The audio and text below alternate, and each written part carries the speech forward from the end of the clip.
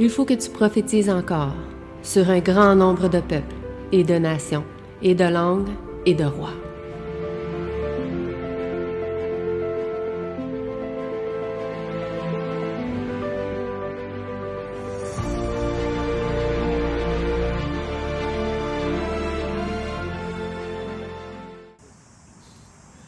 Donc, bonjour à tous et à chacun. Salutations à Sœur Gabrielle, Mireille, Réal, Stéphane et Chantal, Elvire et famille. Donc, aujourd'hui, nous allons voir l'école du sabbat qui portait le titre L'allégorie de l'homme riche et de Lazare, donc dans la parole de Dieu. Quels étaient déjà les versets qui étaient loués? Luc 16, versets 13 à 31. Ok, amen. Luc 16, versets 13 à 31. Qui voudrait lire la moitié? En fait, est-ce que deux personnes aimeraient lire? Luc 16? Ouais, 13. 16 ou 13? Moi, j'avais 16. Ah, 16. Luc 16, Moi, j'ai compris 13. 13 à 31. Ah, ok, merci. 13 à 31. Nul serviteur ne peut servir 2 mètres. Ouais, c'est ça. Tu veux lire la moitié? Jusqu'à... Je sais pas c'est quoi la moitié. Testing, 1, 2, 1, 2. Tu veux-tu lire jusqu'à 21, 13 jusqu'à 21? Ouais, ok, je vais lire ça. Nul serviteur ne peut servir 2 maîtres, car ou il haïra l'un et aimera l'autre, ou il s'attachera à l'un et méprisera l'autre. Vous ne pouvez servir Dieu et Mammon. Les pharisiens qui étaient avares écoutaient aussi tout cela, et ils se moquaient de lui. Jésus leur dit, vous cherchez à paraître juste devant les hommes, mais Dieu connaît vos cœurs, car ce qui est élevé parmi les hommes est une abomination devant Dieu. La loi et les prophètes ont subsisté jusqu'à Jean. Depuis lors, le royaume de Dieu est annoncé, et chacun use de violence pour y entrer. Il est plus facile que le ciel et la terre passent qu'il ne l'est qu'un seul trait de lettre de la loi vienne à tomber. Quiconque répudie sa femme et en épouse une autre commet un adultère. Et quiconque épouse une femme répudiée par son mari commet un adultère. Et qui chaque jour menait... Oh. Non. Et il y avait un homme riche qui était vêtu de pourpre et de fin lin, et qui chaque jour menait joyeuse et brillante vie. Un pauvre homme nommé Lazare était couché à sa porte, couvert d'ulcères. Quelqu'un veut lire jusqu'à 22 à 31? Ça se lance-tu, ça? Ouais, tu peux le lancer.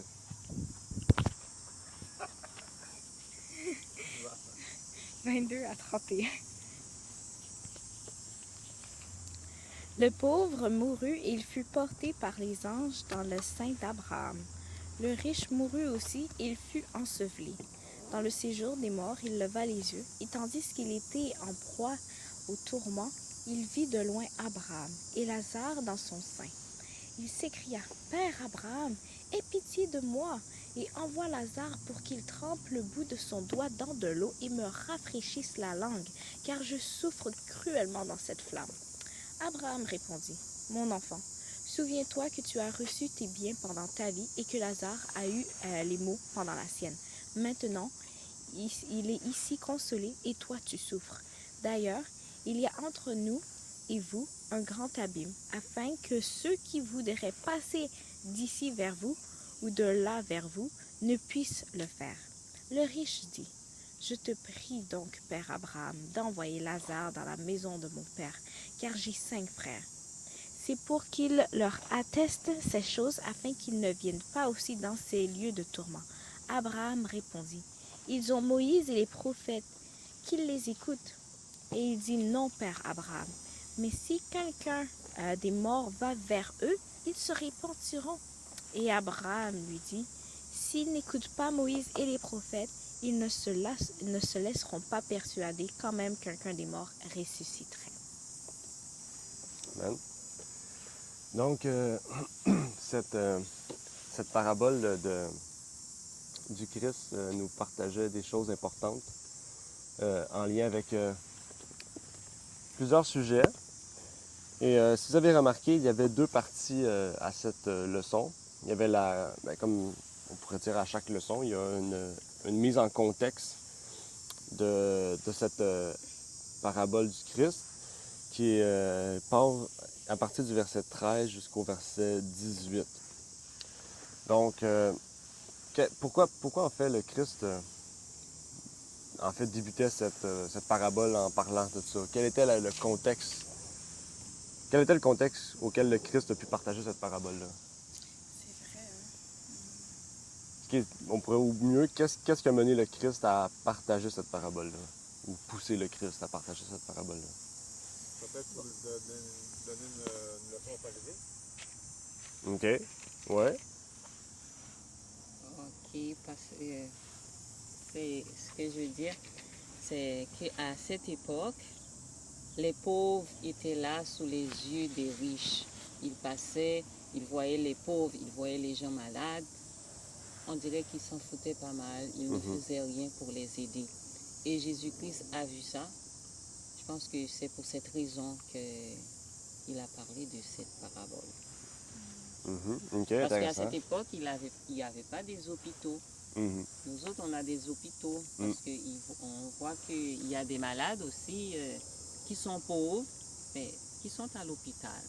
Mais il n'y avait pas des hôpitaux. C'était aux riches de prendre soin des pauvres.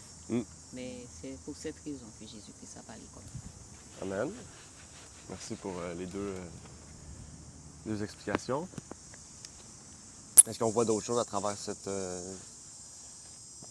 Est-ce qu'on voit d'autres raisons pour lesquelles le Christ aurait partagé cette parabole? Nul ne peut servir 2 maîtres. OK. Intéressant. Nul ne peut servir 2 maîtres. Maman, c'est l'argent, je pense. Ouais, c'est l'argent. Effectivement. On va en parler de ça aussi. C'est important de comprendre le contexte, en fait.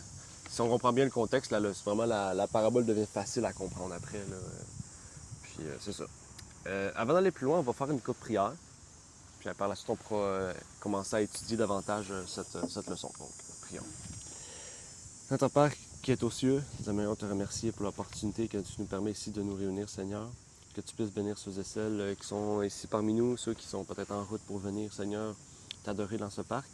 Que tu puisses bénir ce moment et permettre que tout puisse bien se passer, Seigneur. Et c'est ma prière donc pour ces choses et que tu puisses bénir ce moment d'école du sabbat particulièrement. Au nom de ton Fils Jésus-Christ. Amen. Amen. Donc c'est ça ici, le Christ partage quelque chose d'intéressant. Il commence en parlant du fait qu'on ne peut servir 2 maîtres. Et au début de la leçon, je pensais que ce verset-là n'avait aucun lien parce que c'était plus relié à ce qu'on a vu la semaine passée, qui parlait des richesses puis de l'argent. Mais finalement, en étudiant, on voit vraiment que non, c'est vraiment relié aussi avec ce qui va suivre ensuite. Et ici, ce qui est intéressant, c'est que dans la parabole aussi, l'allégorie, sinon, comme on peut voir, le riche et Lazare, on voit en fait ici qu'il y avait 2 personnes qui servaient deux maîtres différents. Vous avez remarqué, il y en a un qui servait, le riche servait Mammon, puis le pauvre servait Dieu. Et ici, en fait, le riche, ici, il représente qui? Le pharisien? L'homme habillé en peau. Oui, le riche, exactement. Il représentait le riche. Ah, OK? Et c'est pour ça que Jésus utilise des images, parce qu'il sait que s'il aurait dit ah bon, ben ici c'est vous, puis ici c'est les gentils, Jésus serait déjà en prison, puis il serait déjà mort. Mais Jésus utilise des paraboles justement pour ne pas choquer les Juifs, mais pour que les Juifs réalisent par eux-mêmes que ça les représente, qu'ils puissent se sentir dans ça et non pas les citer dans ça, en fait. On va aller lire Matthieu, je pense que c'est le texte de la leçon, Matthieu 23, verset 14, puis Matthieu 21, verset 13. Matthieu 23, verset 14.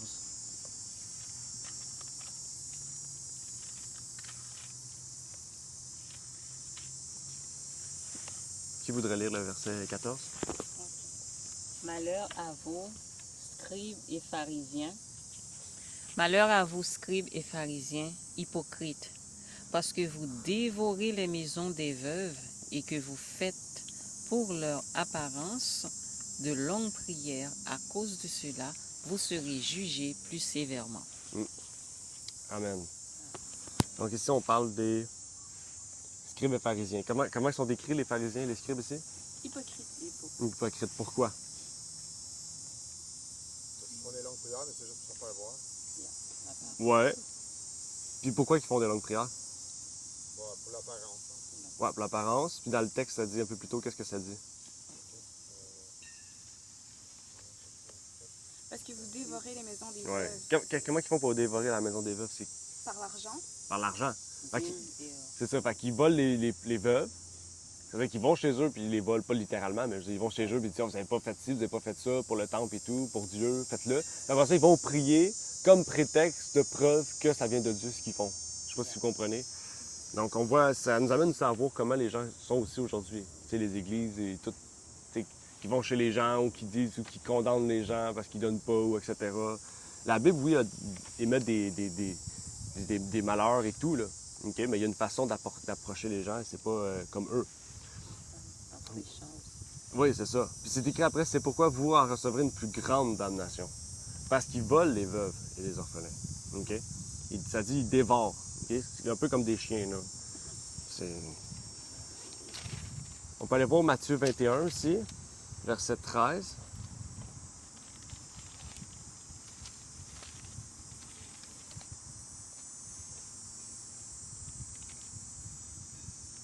Qui veut lire Matthieu 21, verset 13? Matthieu 21, verset 13. Et il leur dit, il est écrit, ma maison sera appelée la maison de prière, mais vous en faites une caverne de brigands. OK. Est-ce qu'on a des exemples dans la Bible où ils ont fait de la maison de prière une caverne de brigands?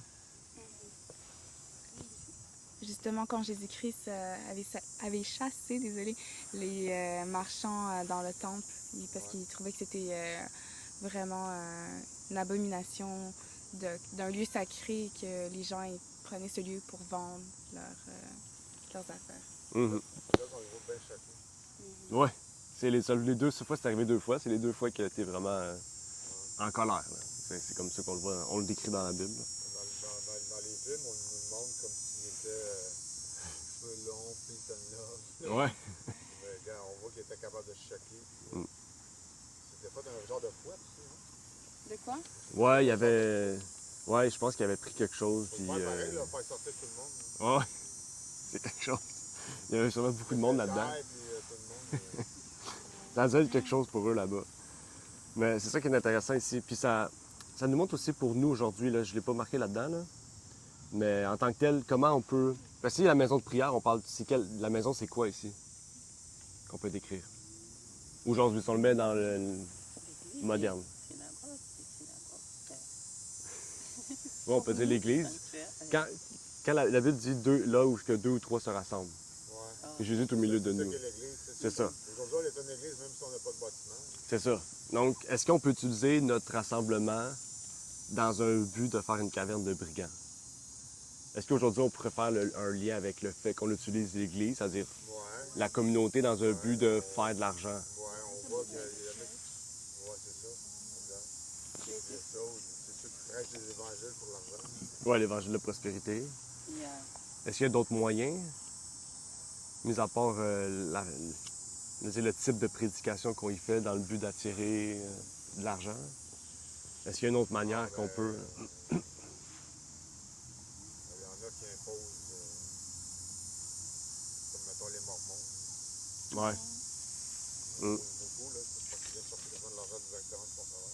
Ouais. Sinon, il y a aussi l'Église catholique, je me souviens jamais du nom, mais quand ils vendaient des places au ciel, Ah, le purgatoire? le purgatoire, Les indulgences, excuse. c'est du vol, c'est vraiment pourquoi. Mais pourtant, c'était juste pour embellir leur temple. C'est pour eux. Ouais. Il y en a un beau terrain pour toi, justement, avant que t'en fasses. Il y en a un beau terrain pour toi avant. Est-ce qu'il y a d'autres moyens, d'autres à part des méthodes? dîmes et des offrandes, je veux dire qu'il y a d'autres moyens. Que ça peut être montré comme une caverne de voleurs? Décrite. Une caverne. Qu'est-ce que l'Église pourrait faire pour comme faire de l'Église? Parce que eux, ils n'ont pas utilisé rien, là. Ils n'ont pas incité les gens à donner de l'argent. Ils ont juste vendu des choses dans le temple. Comment on appelle ça des sortes de réunions, comme quoi les gens s'habillent pour aller ramasser, s'habillent comme Ah, une pas des mises de fonds, des trucs Comment on des récoltes de fonds, là? Oui, des récoltes de fonds, comme quoi ils disent qu'ils vont faire ça. Ils vont louer une salle, puis ils vont donner des repas et que ça coûte Ah, ok, ouais. 200 $, 300 $. Puis Ces ils fonds-là. prennent ces fonds-là, ils mettent dans l'église. Ou bien ils louent l'église à d'autres dénominations pour ramasser de l'argent. Ou bien ils vont faire une sorte de dîner à l'église, comme si une sorte de fête. Soirée récréative. Soirée récréative, on appelle ça il y a un autre nom qui donne à ça. Bon, c'est ça. Il peut te donner un plat comme si avec des fritures, tout et tout. Et puis tu donnes ton argent et puis ils vont mettre ça dans caisse à l'église aussi. Ça, ce sont de l'argent que Dieu n'aime pas. Il faut que tu donnes de tout ton cœur. C'est vrai. J'ai pensé à ça aussi parce que quand j'allais au centre Il est écrit à Laval, on faisait souvent des soirées récréatives. Il y avait des jeux, ils vendaient de la liqueur, ils vendaient fritailles. Ils vendaient tellement d'affaires. Puis les gens, ils achetaient, on s'amusait. Mais en plus, c'était comme dans le lieu, c'était à l'église. Donc on perdait vraiment comme tout le sens. Oui. Mais ça, parce que c'est pas le fait que le lieu peut être utilisé pour autre chose en dehors du contexte de l'église. Ça reste un lieu. Mais le fait que vous soyez là, vous priez pour l'événement, puis l'événement, c'est comme un événement mondain pour ramasser de l'argent pour Dieu. Tu peux pas mélanger les choses qui sont pas sacrées à quelque chose de sacré. Ça serait une collecte de fonds qui n'a pas en lien avec l'église. Collecte de fonds dans le but de, je sais pas, aider les pauvres. C'est pas pareil que si c'est pour aider l'église, les choses de Dieu. Tu peux pas mélanger les choses du monde et les choses sacrées, en fait. C'est ça. À vendre des liqueurs ou quelque chose qui sont pas bons qui prônent pas notre régime alimentaire, ça pourrait être une vente de garage. Comme il y a toujours une autre possibilité de faire comme une vente, comme Olivier dit, mais pour quelque chose de bien, mais dans le but d'aider une personne. Le local, la place aurait pu être utilisée pour ça, pour quelque chose de bien, mais encore là, gazeuse, fritaille, tic-tac, c'est quoi ça? Ouais. Ou sinon, moi, c'est pas dans le même sens où ils vendaient des affaires, mais il y a une église, quand on était jeunes, ils faisaient l'Halloween dans l'église pour les enfants, Oh boy. la soirée de l'Halloween, pour pas que les enfants aillent à l'extérieur à l'Halloween. Comprenez? Mais ça revient à faire la fête païenne quand même. Mettons, on utilise le lieu du culte pour ramasser des bonbons. Au lieu de le faire dans... Ben, mieux vaut aller dehors à ce point, à quoi bon? Ben oui. L'église devient une église de Satan. Oui, c'est ça.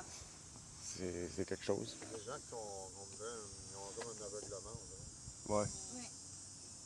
Ben, c'est parce que l'église est très mondanisée. Donc, on oublie ce qui est sacré de ce qui est sacré de ce qui ne l'est pas sacré. Donc, on mélange les deux puis on dit c'est pas grave. T'sais.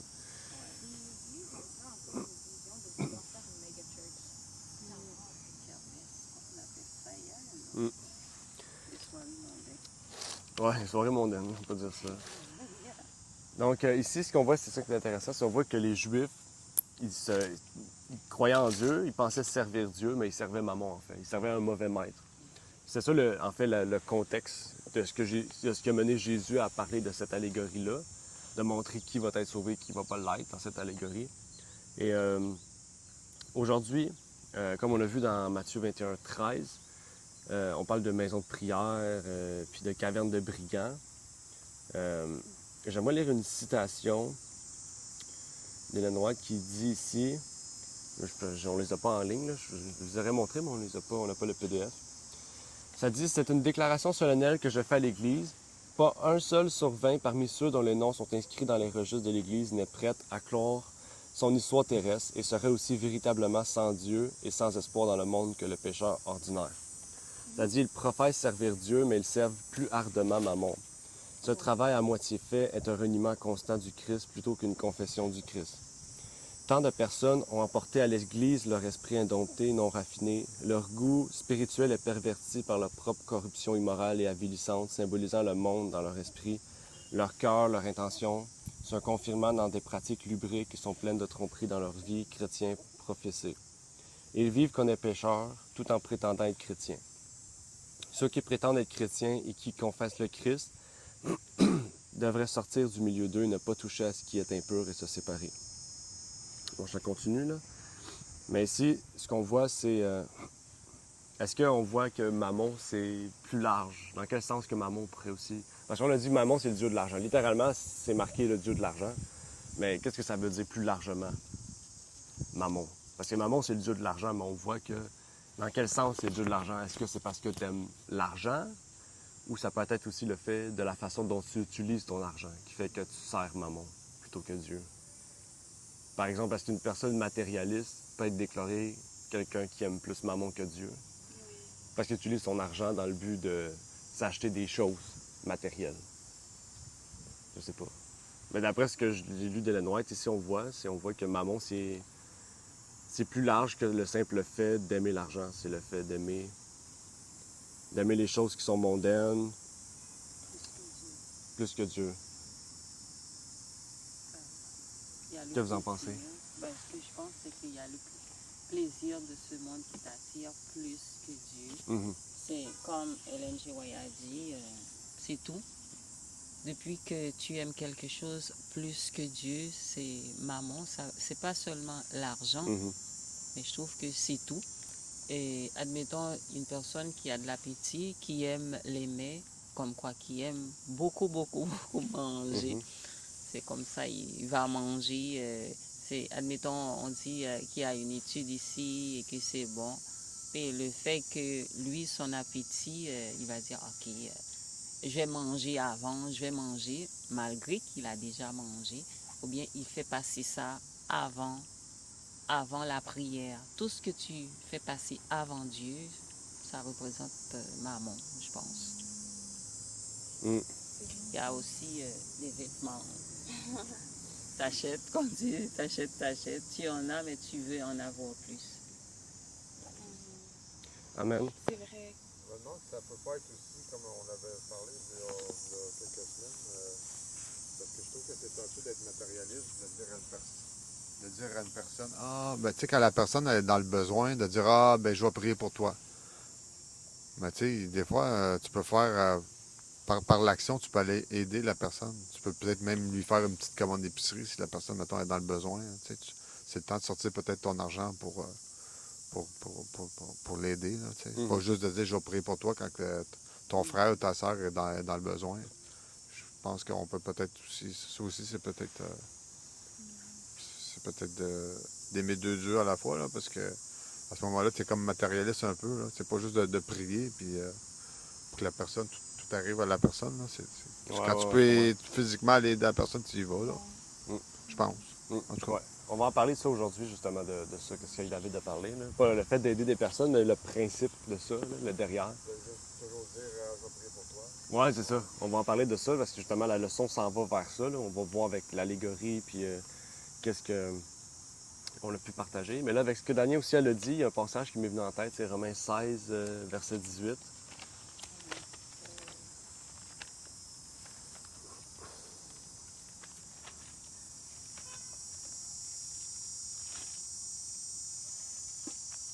Romains 16, 18, qui voudrait lire?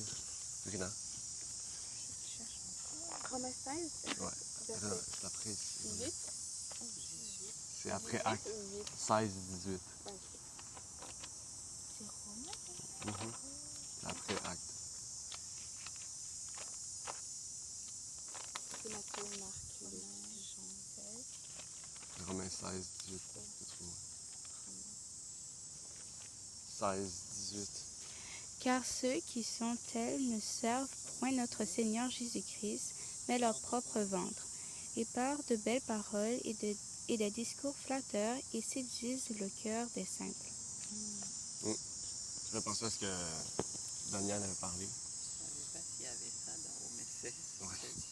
Car ceux qui sont tels ne servent point notre Seigneur Jésus-Christ, mais leur propre ventre. OK. Puis c'est ça qui est intéressant. C'est pas juste le fait qu'eux-mêmes sont, comment dire, ils sont avares, ou pas avares, comment on dit, gourmands. Ils sont intempérants. Ça dit au verset 17. Ils sèment les divisions, les scandales, la doctrine. Ils sèment de belles paroles, de discours flatteurs.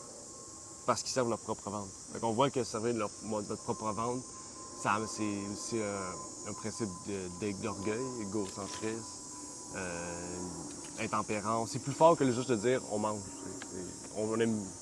On pense juste à nous puis notre ventre. C'est large. Au lieu que c'est le cerveau qui dirige tout notre corps, c'est le ventre qui dirige le cerveau puis qui dirige tout. Exactement.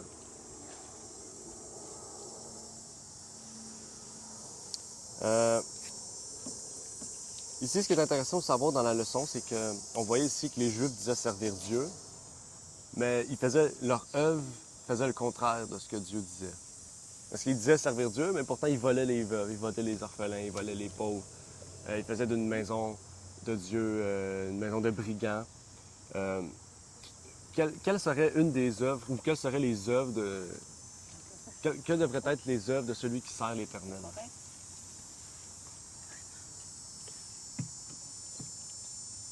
Celui qui croit en Dieu doit servir quelle œuvre doit suivre celui qui croit en Dieu, normalement? Si on se fie à notre Seigneur Jésus-Christ. Quelle œuvre? Oui, en lien avec la leçon. Là. Quelle œuvre devrait suivre celui qui soit Dieu? L'œuvre du Christ, marcher sur les pas du Christ. Mm-hmm. Avec la leçon, c'est quelle œuvre spécifiquement qui devrait... Comme c'est venir en aide aux orphelins, aux veuves, aux pauvres, puis les évangéliser aussi. Amen. L'hospitalité. Hospitalité, effectivement. Ça aussi, ça en fait partie. J'ai une question sur l'hospitalité. Oui. On vit, admettons, dans un monde, il y a beaucoup... On ne peut pas faire confiance, vraiment ouvrir ta maison, n'importe qui, rentrer dans la maison et puis ouvrir notre porte aux indigents, ou n'importe quelle personne. Est-ce que de nos jours, on peut faire ça? Parce que le monde est devenu de plus en plus pire, puis on a peu de confiance. On ne peut pas faire confiance. Qu'est-ce qu'on doit faire? Ben, en fait, L'hospitalité. Oui. Ben, déjà, si c'est une personne que tu connais, ça ne devient plus de l'hospitalité, dans le sens que c'est une personne, c'est comme... Mettons, David viendrait me voir et me disait « Ah, j'ai besoin d'un lieu pour habiter. » C'est sûr, je vais dire « Oui, je connais David. » J'ai pas besoin de... Je vais même pas réfléchir, je dis « Oui, tout de suite. » Parce que je connais David, tu sais. Fait que c'est pas... Tu sais, l'hospitalité, c'est vraiment le fait d'ouvrir la porte à des inconnus. Donc, il faut avoir un esprit, c'est comme Daniel, tu dis, c'est vrai que ça devient plus difficile vu qu'il y a beaucoup de voleurs, beaucoup plus de péchés qu'à l'époque. Mais je pense que Dieu aussi, s'il nous donne l'opportunité d'acquérir des gens chez nous, c'est justement dans le but de nous tester puis de faire valoir notre foi. Je pense pas qu'il nous enverrait des gens qui sont des occultistes. Puis, je pense que Dieu va être capable d'ouvrir la porte, de donner des opportunités, que c'est des gens vraiment qui sont aptes à pouvoir, à vouloir changer, à vouloir leur mieux. Puis, c'est différencier aussi qui tu côtoies dans quel milieu tu es. Il y a des gens que j'ai vus, que j'ai connus, que ils allaient chez les gens, mais c'était des gens de mauvaise vie qui ne voulaient pas changer. Ils allaient chez les gens dans le but, des fois, des voler ou juste d'abuser d'eux, puis de prendre... Ils vont là, puis ils font comme si c'était un party, ils mangent tout ce qu'ils veulent, ils font pas attention à rien. Donc, on sait aussi quand c'est des personnes que nous, on court après, des personnes que Dieu nous envoie aussi dans le but d'être hospitalier. Puis je pense aussi comme c'est avoir un esprit... C'est quel esprit? Parce que ça, tu en parles souvent, c'est... De méfiance? De méfiance. Il ne faut pas avoir un esprit de méfiance. Aujourd'hui, c'est facile. On est plus tendance à avoir un esprit de méfiance parce qu'on ne sait pas à qui qu'on a affaire. Mais dans la Bible, l'esprit de méfiance, c'est le fait qu'on n'a pas une peur, mais c'est comme... On met un blocage en vertu de tous les gens qu'on ne connaît pas. Mais on doit... En fait, comme Jésus le montre, on doit avoir toujours... Si on ne connaît pas la personne, on doit avoir confiance en la personne, en ce qu'il dit, en ce qu'il fait, comme preuve du contraire. Faut pas développer une confiance, je sais pas comment dire ça. Quand on voit Jésus avait confiance en tout le monde, n'importe qui voyait. Si le contraire se montrait, par les œuvres qu'il faisait, il montrait qu'il n'était pas de confiance, c'est là qu'on voit la différence. Mais même Jésus, il savait que Judas, il volait, il savait que Judas faisait tout, mais pourtant il donnait... C'est lui qui s'occupait de la trésorerie de l'Église, c'est lui qui s'occupait de toutes les choses de Jésus, la gérer. Donc on voit que Jésus, malgré qu'il connaissait Judas, il lui a donné des tâches, il n'a pas fait la méfiance en vertu de lui, il lui a donné des tâches, il lui a donné tout ce qu'il fallait, il lui a donné de l'amour, de la confiance. Je pense qu'on doit avoir un esprit Yeah. dans ce même sens-là. Là.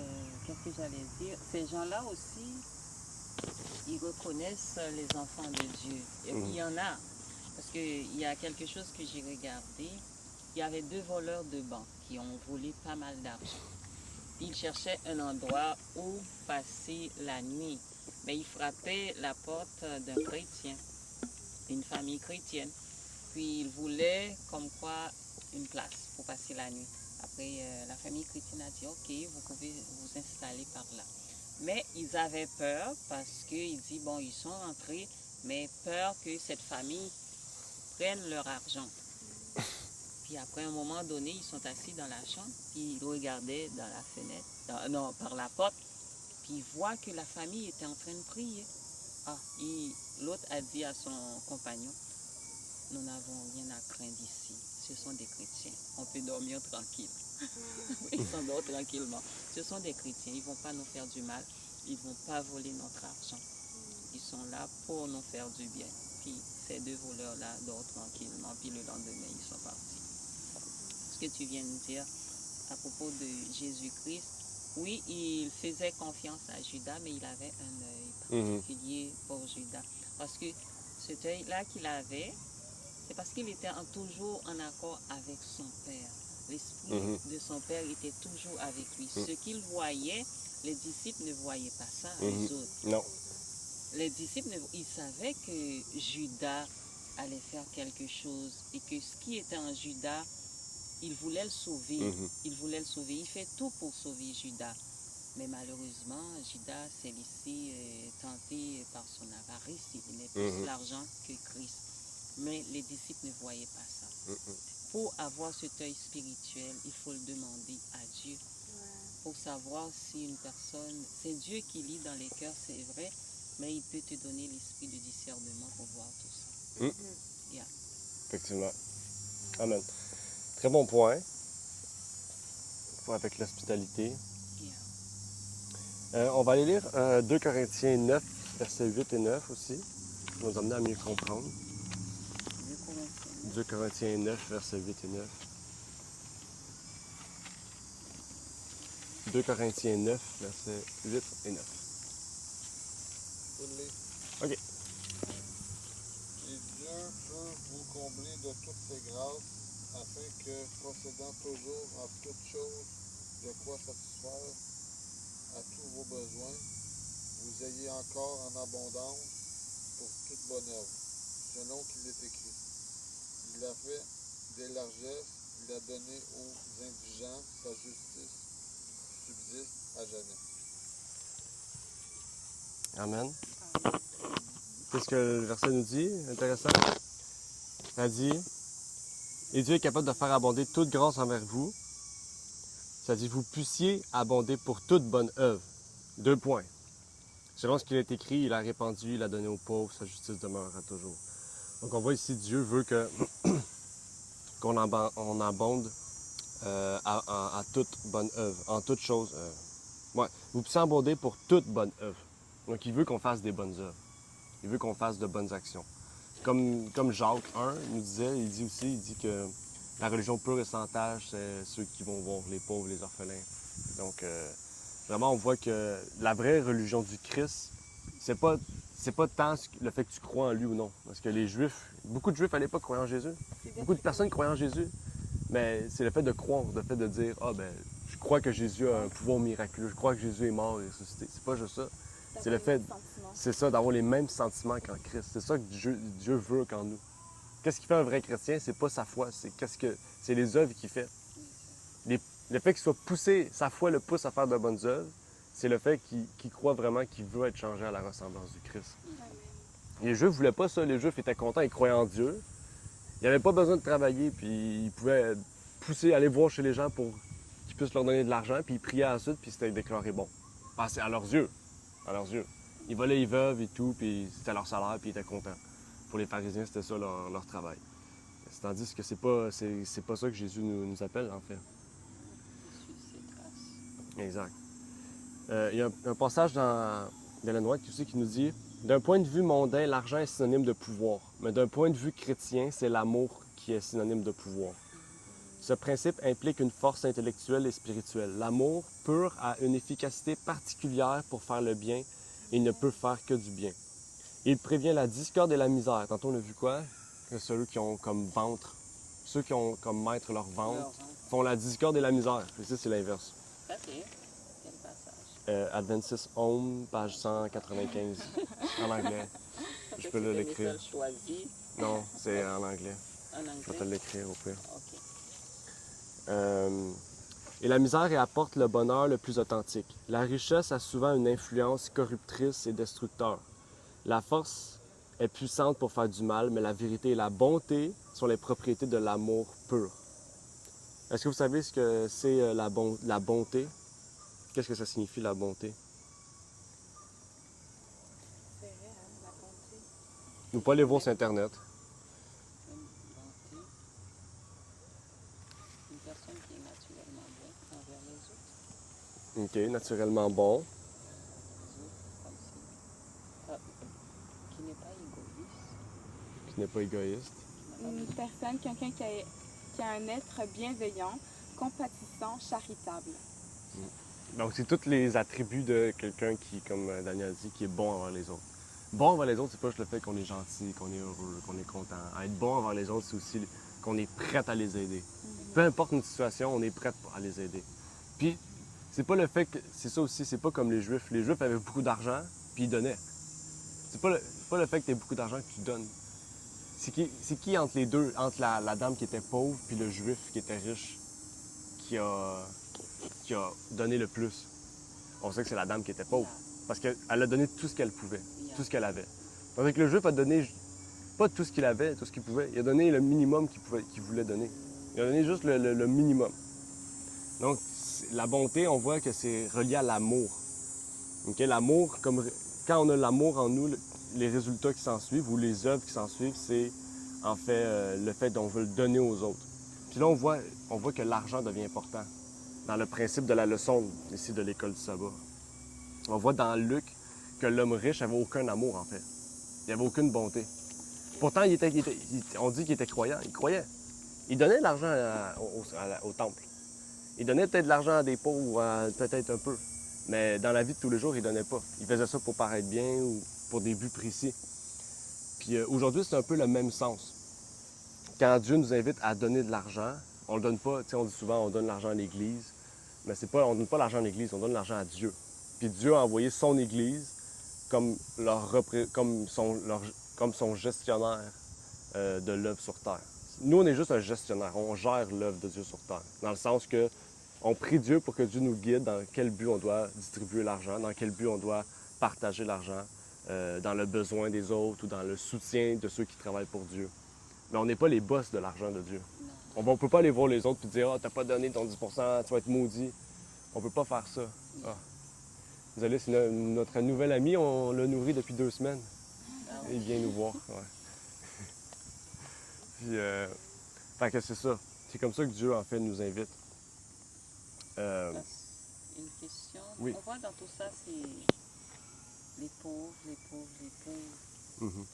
Est-ce que être riche, c'est mauvais? Non. Alors, c'est la façon que tu utilises ta richesse. Ouais. OK. Parce que souvent, on a tendance à se dire que si on donne le minimum... Parce que les Juifs, à l'époque, ils payaient la dîme. Je crois aujourd'hui qu'on doit aussi la donner.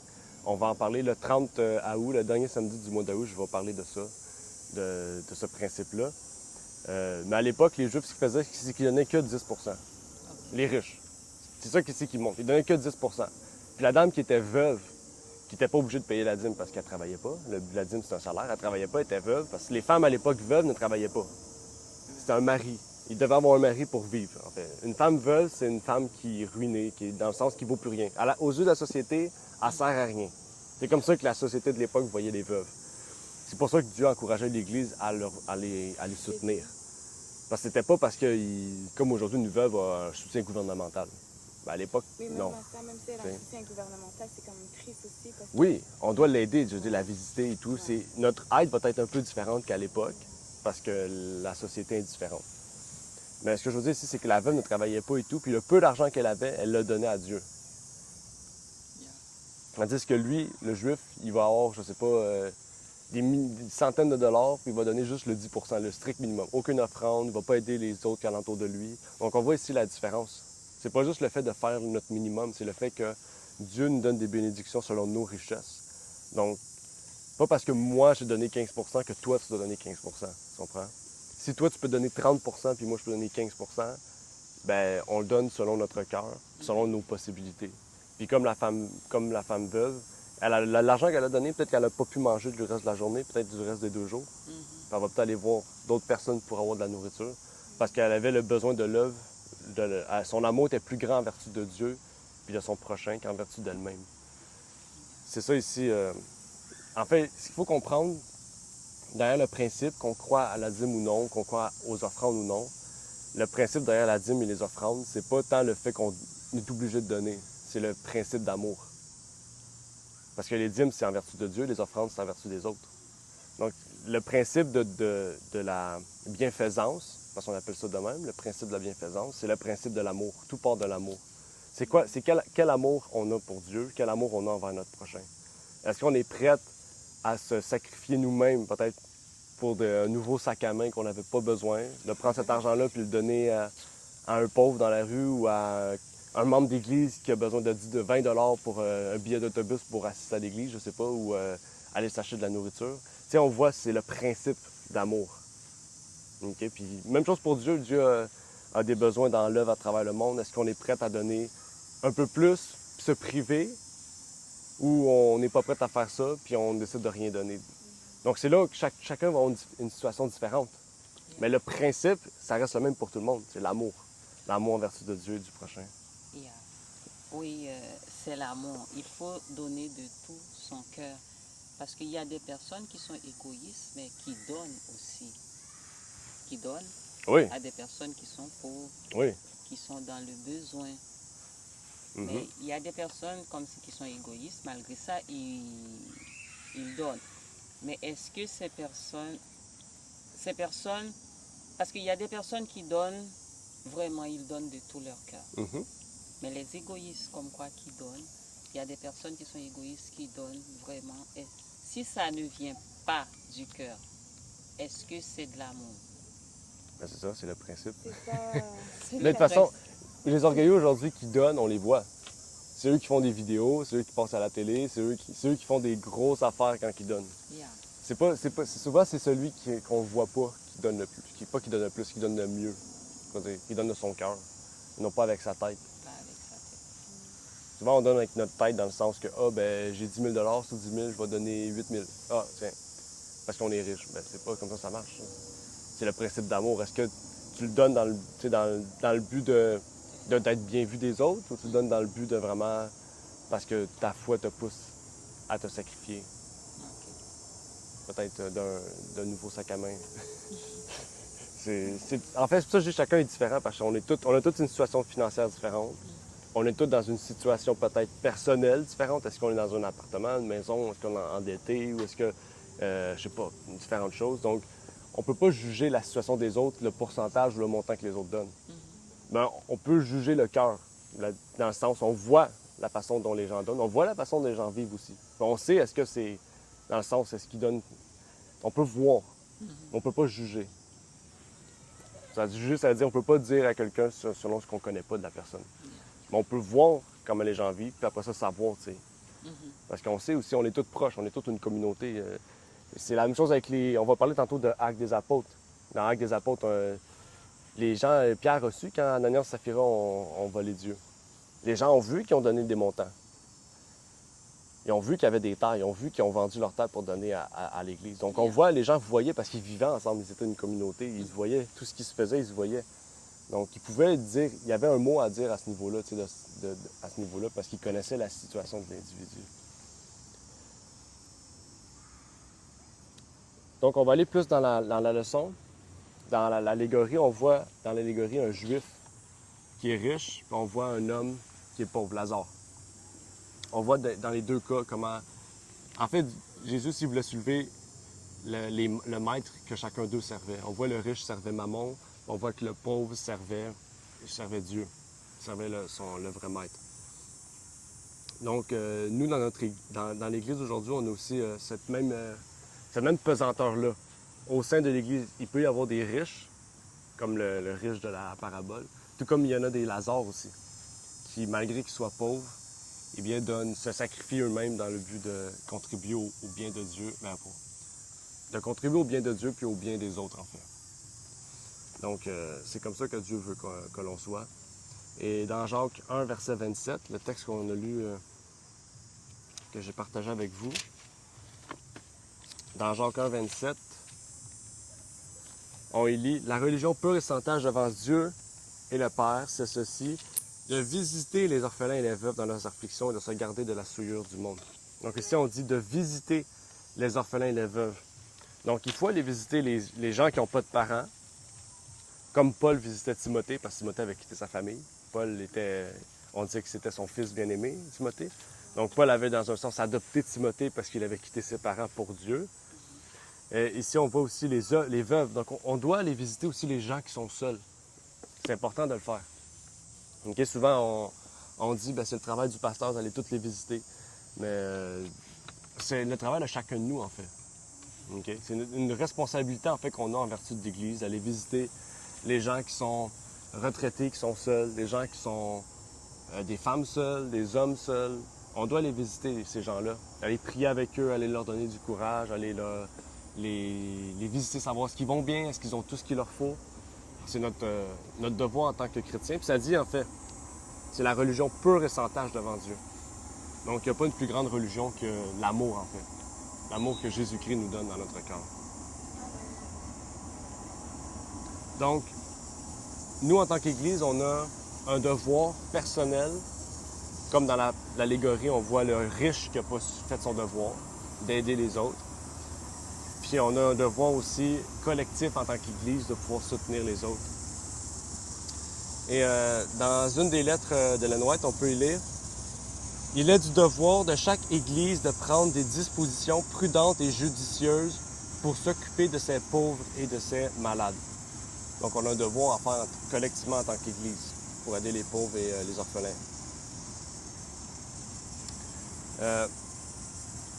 Dans l'allégorie de Luc, si on retourne dans la parabole, dans la parabole de Luc, qu'est-ce que ça nous révèle sur la façon dont nous gérons nos biens dans notre vivant?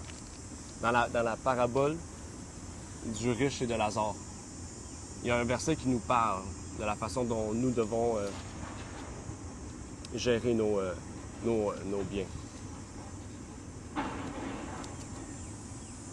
La façon dont nous gérons nos biens va affecter notre jugement. Ouais, c'est vrai. Quel verset nous parle de ça dans la parabole? Dans la parabole, Quel verset de la parabole nous révèle notre jugement en vertu de la façon dont nous gérons nos biens?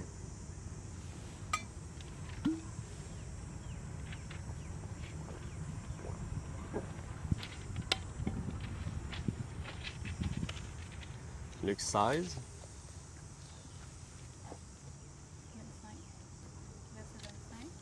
25. verset 25, ouais. Amen. Verset 25. Le verset 24 aussi, le 25 aussi, ça dit « Mais Abraham dit, mon fils, souviens-toi que tu as reçu tes biens pendant ta vie et que Lazare a eu des maux. Maintenant, il est consolé, toi, tu es tourmenté. » Donc, c'est ça qu'on parle de la façon dont nous gérons les biens que nous avons. La façon dont nous gérons les biens que nous avons, en fait, révèle aussi le principe de l'amour et le principe de bienfaisance que nous avons parce que on a juste une vie. On dit souvent, c'est l'inverse du monde en fait. Le monde dit, on a juste une vie, donc c'est le moment de prendre ton argent puis de la gaspiller pour toi, de faire tout ce que ton cœur désire. Mais Dieu dit non, tu as une seule vie justement. Occupe-toi des biens puis des bénédictions de Dieu monétairement qu'il t'a fait dans le but de servir les autres et Dieu, pas dans le but de te servir toi-même. C'est ça en fait le principe inverse du monde puis de Dieu. Parce que quand on sert Mammon, on pense à nous. Quand on sert Dieu, on pense aux autres. Donc, c'est ça l'inverse. C'est ça en fait que ici, Abraham, dans la leçon, dans la parabole, nous révèle à l'homme riche. C'est que toi, pendant ta vie, tu as pris tous tes biens pour toi. Tandis que Lazare, pendant sa vie, il n'y avait pas de biens. Mais le peu qu'il avait, il s'en servait pour les autres. Il s'en servait dans le but de servir les autres. Donc, c'est ça qu'ici, Abraham, il dit, ben toi, tu vas mourir éternellement. Puis toi, l'autre, Lazare, lui, va vivre éternellement. Donc, on voit ici un principe important dans la façon dont nous gérons les biens. Et dans Jacques 3, verset 13, on nous montre plus en détail aussi la raison pour laquelle, en fait, cet homme est dans le sépulcre et que l'autre est dans la vie éternelle. Jacques 3, verset 13. Qui voudrait lire Jacques 3, 13?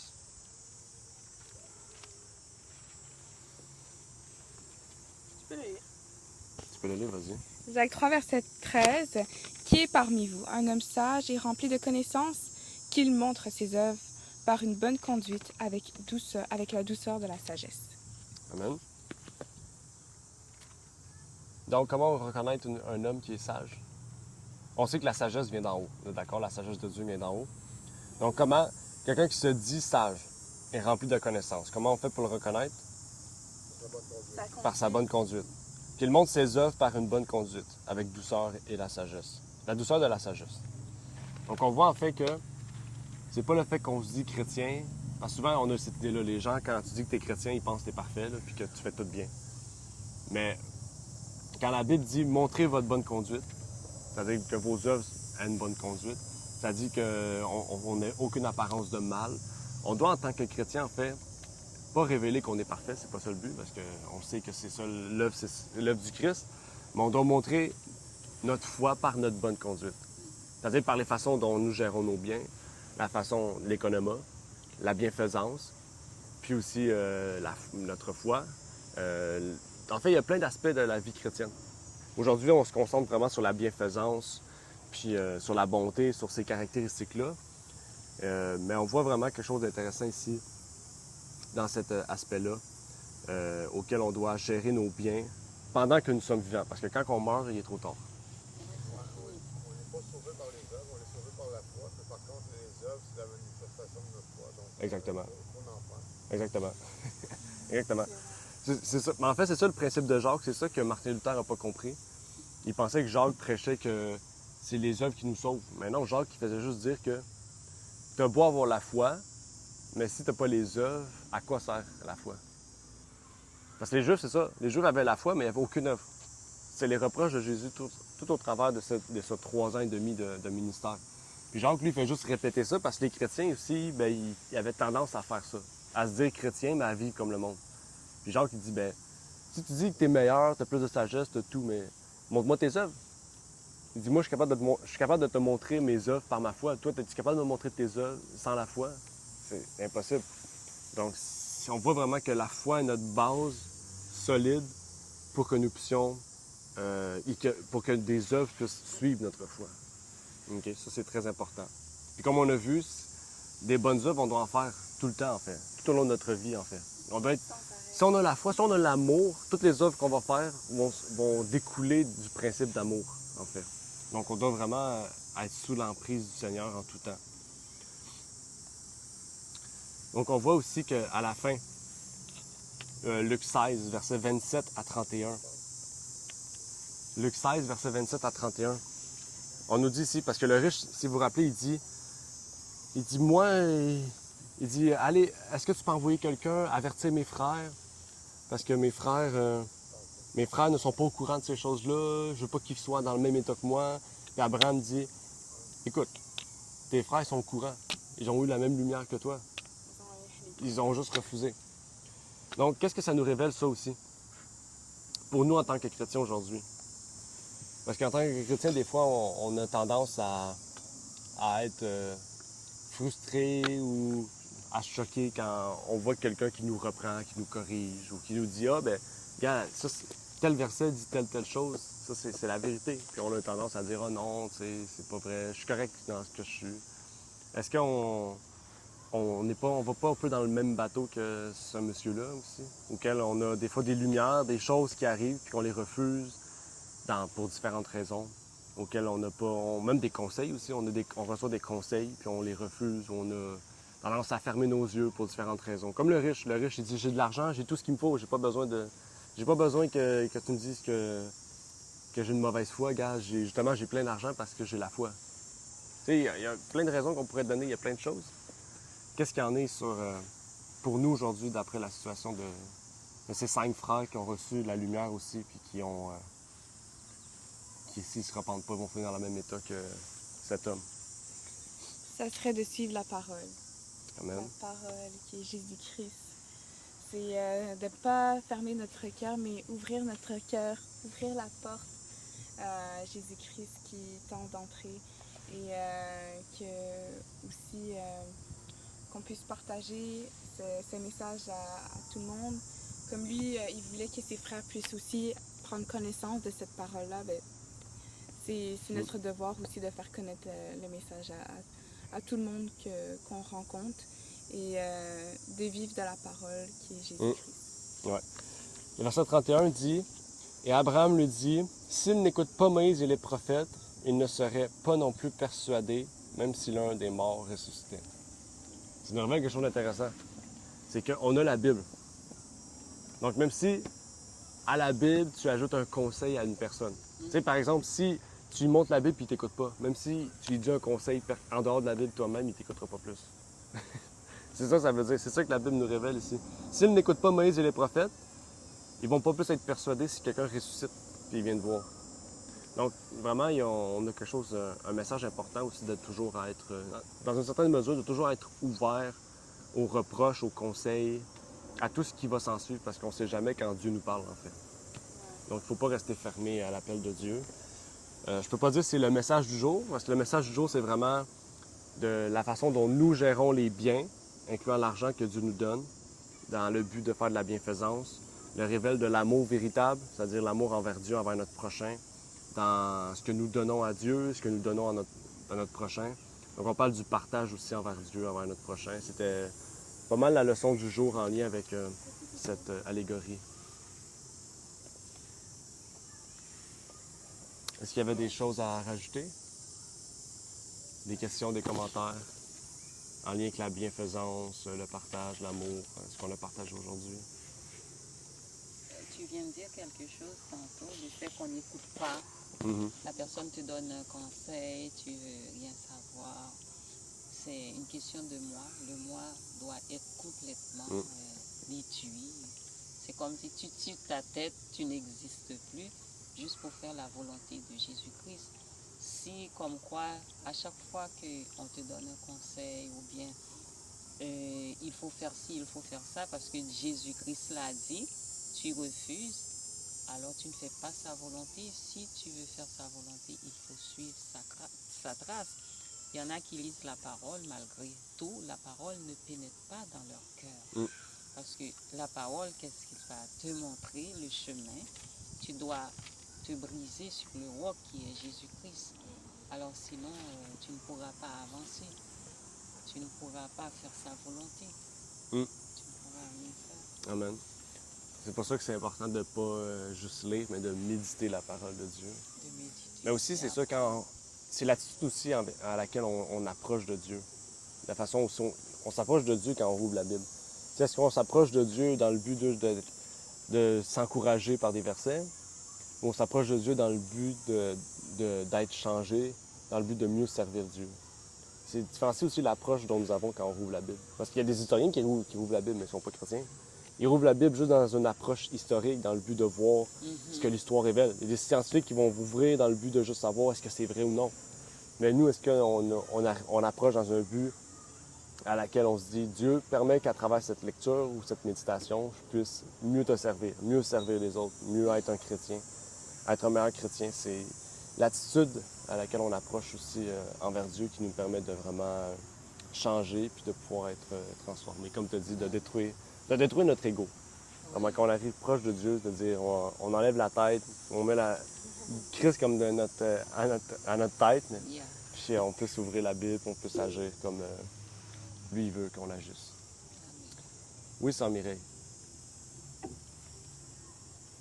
Moi, je pense qu'on ne sait pas les œuvres que Dieu a prévues. Chaque jour, moi, je dis humblement au Seigneur, ben, je ne sais pas ce que tu as prévu. Je ne sais pas qu'est-ce que tu as prévu. Je t'offre mon corps, ma vie, et puis je veux que tu en prennes la direction. Et puis là, je m'aperçois que chaque jour, c'est différent. Je vais, tout bête, je vais aller à la boîte aux lettres, je vais rencontrer quelqu'un qui m'explique, comme ce matin, qu'il vient de perdre sa maman. Et puis là, le Seigneur, il se sert de nous pour consoler, pour, dans le but de toucher le cœur de cette personne à sa vie. C'est même la prière, même tout ce qu'on fait. Parce qu'on peut dire, bon, allez, je vais tout donner, je vais tout faire, parce que je suis chrétien et tout. Puis on peut faire tout le contraire de ce que Dieu a prévu. Mais si on lui demande, parce que moi je sais que moi-même, même si j'essaie de faire le bien de bon cœur et tout, non. Il faut que ça soit le Seigneur qui fasse au travers de moi. Qu'est-ce que lui, il a prévu que ce soit dans n'importe quoi. Que ce soit l'argent, que ce soit la prière pour quelqu'un. Comment ça se fait d'un seul coup? On fait la vaisselle, on fait le Saint-Esprit. On est appelé à prier pour une personne qu'on ne connaît pas ou à un moment donné, un frère, une sœur.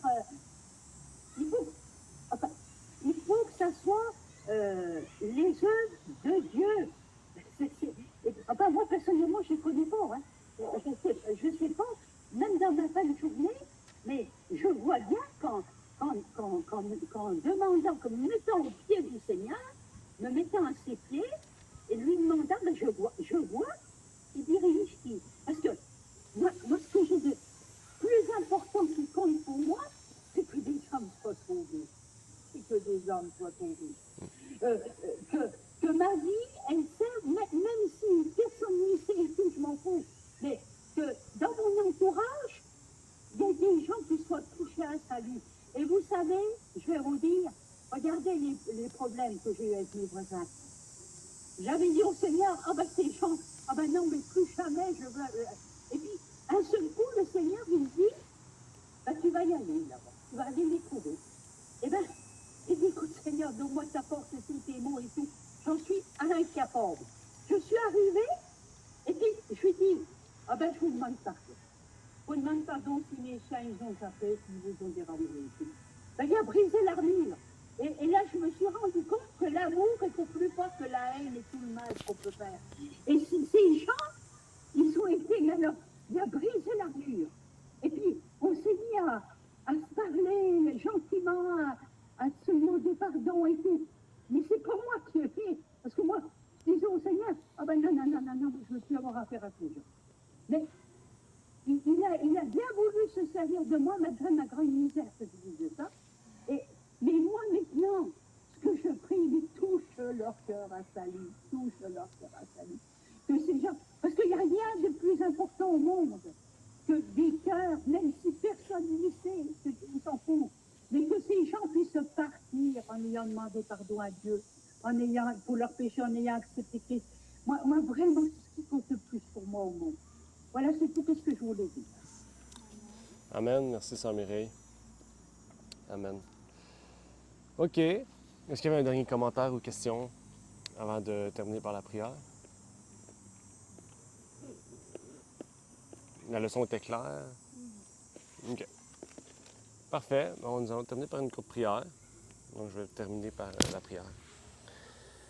Notre Père qui est aux cieux, merci Seigneur pour cette leçon que tu nous as permis d'avoir, qui nous permet de comprendre la bienfaisance, la bonté, le principe de l'amour aussi, qui doit régner dans notre vie, Seigneur, pour pouvoir tout te redonner, ainsi que de redonner à notre prochain, Seigneur, de s'oublier soi-même dans les bénédictions que tu nous donnes en vertu de tous les biens que tu nous donnes, que ce soit monétaire, matériel et autres, Seigneur. Que ces choses puissent te servir à toi ainsi qu'aux autres, Seigneur. et que nous puissions non pas servir nos penchants, nos plaisirs, notre désir, Seigneur, mais te servir toi ainsi, Seigneur, que les hommes. Et bien que tu puisses permettre, Seigneur, que tout ce qui soit fait, eh bien que tu puisses nous guider dans ce que tu veux pour nous, Seigneur, pour que nous puissions vraiment te servir et te reconnaître comme notre Seigneur et Sauveur, comme notre Maître, Seigneur, et que nous puissions détruire l'esprit, Seigneur, le maître de Mammon peut-être qui règne dans notre vie, Seigneur. Comme la servante le dit, Seigneur, il y a une personne sur 20, Seigneur, qui vraiment est prête à pouvoir aller au ciel, Seigneur. Et on voit que l'esprit de Mammon règne beaucoup dans l'Église, Seigneur, donc que tu puisses détruire cet esprit, Seigneur, pour que nous puissions avoir un esprit, Seigneur, de bonté, de bienfaisance et d'amour, Seigneur. Et c'est ma prière donc pour ces choses, au nom de ton Fils Jésus-Christ. Amen. Merci d'avoir écouté cette vidéo. Si vous désirez rejoindre l'œuvre au Québec, veuillez nous contacter par email à asjh1889 de Terrebonne à commercial@gmail.com et via Facebook à commercial asjh1889 de Terrebonne. Merci à vous et que Dieu vous bénisse.